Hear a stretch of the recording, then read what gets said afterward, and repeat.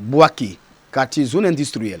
Kounan Kwame, opérateur économique intervenant dans l'hôtellerie, est en plein travaux pour donner un nouveau visage aux réceptifs. Déjà, plusieurs réservations sont lancées.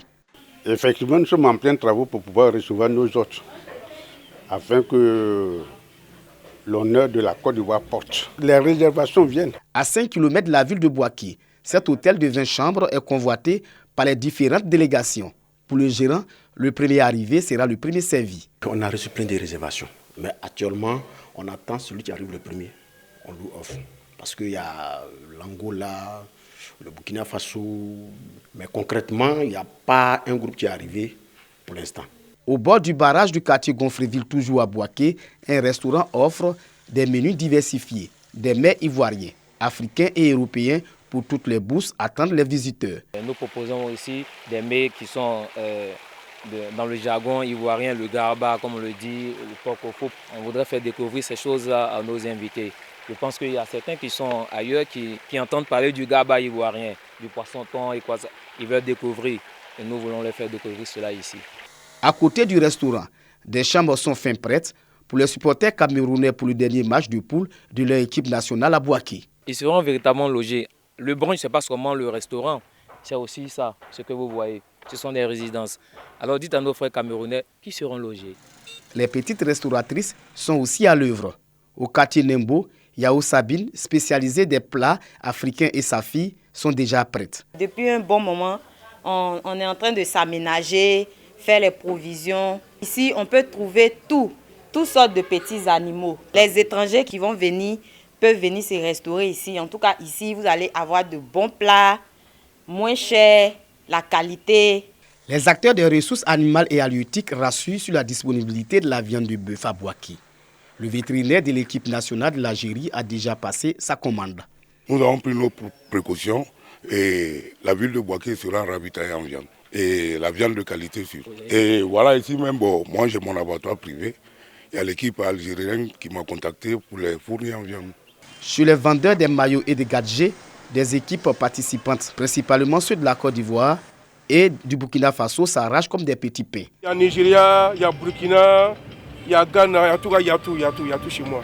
Oui, ça marche beaucoup. Côte d'Ivoire plus encore, ça marche très bien beaucoup. Les Burkina, ça sort très bien plus qu'au Mali même. Les choses sont à la portée. C'est vrai que le coca nous avait un peu stressé, mais je pense que les vendeurs, les choses sont à la portée de tout le monde.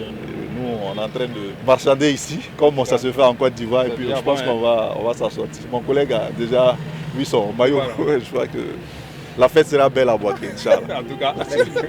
Les rues de la ville de Bouaké sont parées également aux couleurs de la CAF et de la Côte d'Ivoire. La Coupe d'Afrique des Nations de football est aussi l'occasion pour les opérateurs économiques d'accroître leur chiffre d'affaires. Le stade La Paix de Bouaké accueille la poule C, poule composée de l'Algérie, de la Mauritanie, de l'Angola et du Burkina Faso.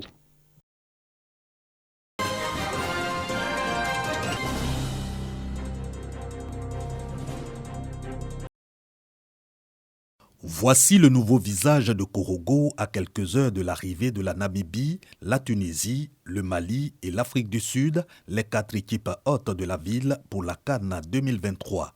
Pour autant, la cité du Poro continue sa mue. Au quartier Soba, les élèves de l'INSAC venus d'Abidjan achèvent la décoration du musée Bonkoulibaly.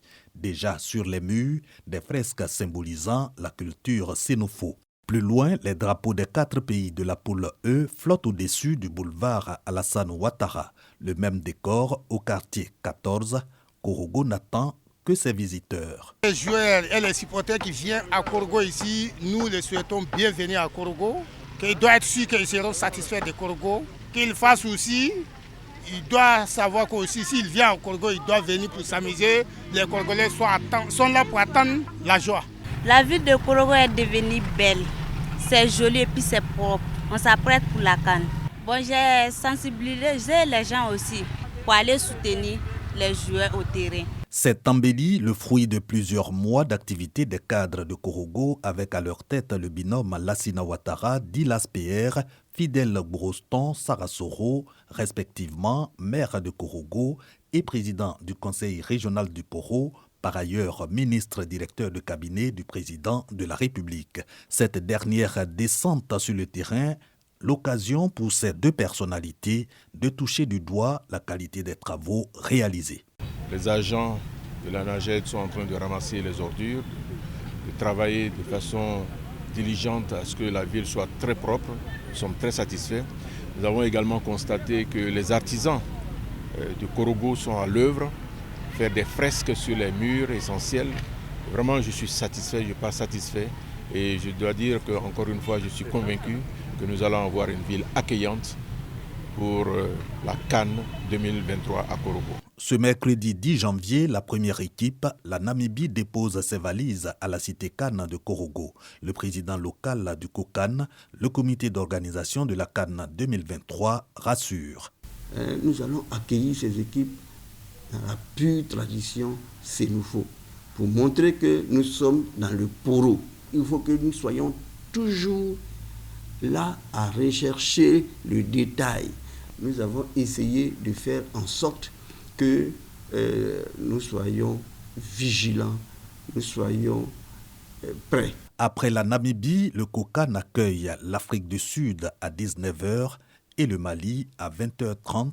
La Tunisie referme la marche vendredi 12 janvier 2024.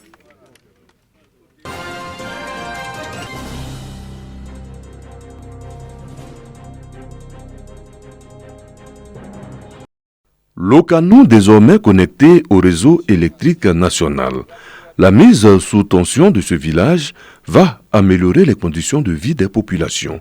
Une action qui émane du programme gouvernemental d'électrification des zones rurales. Sincèrement, je suis très heureux parce que ça fait au moins combien d'années qu'on attend. L'arrivée du courant, sincèrement, ça va nous apporter beaucoup.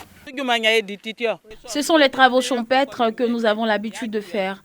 Mais vu qu'on a désormais le courant, on pourra faire d'autres activités comme le commerce. On a l'électricité aujourd'hui, nous sommes vraiment contentes et on dit merci au président de la République.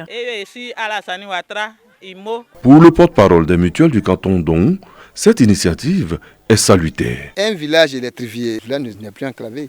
Donc vous voyez que les enfants même qui vont à l'école pourront véritablement être à l'aise en étudiant parce qu'ils ont l'électricité et ça va augmenter le chiffre d'affaires à travers les commerces. Même les opérateurs économiques pourront véritablement venir investir. C'est pour cela que nous encourageons l'action gouvernementale de telle sorte qu'à travers l'Ocano, tous les villages environnants puissent encore bénéficier de cela. L'Ocano compte plus de 600 âmes. Il fait partie des 33 villages du canton d'On situés dans le département de Bouaké.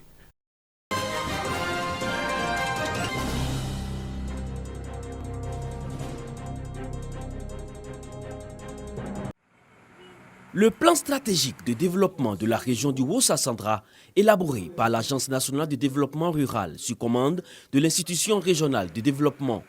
Un document de plusieurs pages ainsi que la version numérique ont été remis au premier vice-président, Subi Guillaume. Dans ce plan, 4 grands axes ont été déterminés concernant divers projets en faveur de l'ensemble des populations des 4 départements.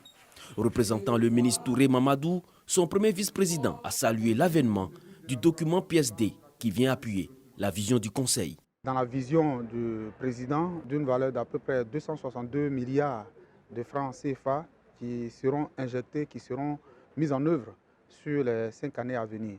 Et donc recevoir un plan stratégique de développement aujourd'hui, c'est une œuvre importante que nous allons adapter à la vision du président de la région. Selon le directeur des études et de la prospection qui a passé en revue tout le document avant la remise, le PSD répond aux aspirations des populations locales, celui d'en faire un pôle économique. Il s'agit de la monographie de la région, le bilan diagnostic et la planification-programmation et prend en compte les domaines de l'eau, l'électricité, l'éducation, la santé et l'hygiène publique. Le PSD du Wassa-Centra, c'est plus de 250 idées de projets et programmes pour un coût global de plus de 23 milliards de francs CFA. Le Conseil a de quoi faire ses plans d'action. Les besoins sont identifiés. Il faut prendre des initiatives pour mobiliser les ressources. Il y a plusieurs stratégies qui peuvent être développées à cet effet. Et nous avons fait quelques suggestions de stratégies et pouvant être utilisées par le Conseil régional pour que la ressource ne soit pas un frein, pour que le budget ne soit pas un frein, pour que les ressources financières ne soient pas un frein.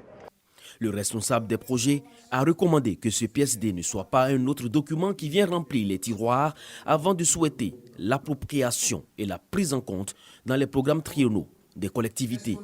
Aussi, l'organisation d'ateliers de partage en vue de s'assurer de son appropriation par les parties prenantes est annoncée.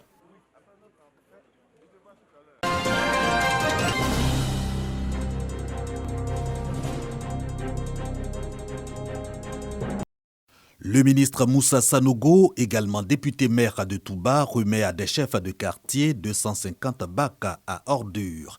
À terme, en seront distribuées 1000 poubelles pour la précollecte des ordures dans les 24 quartiers de Touba. La propriété est l'affaire de tous. On doit considérer la ville comme notre maison commune. La personne propre, c'est celle qui ne jette pas les ordures par terre. C'est celle qui évite de salir la ville. De l'esplanade de la mairie, cap sur le chantier en finition.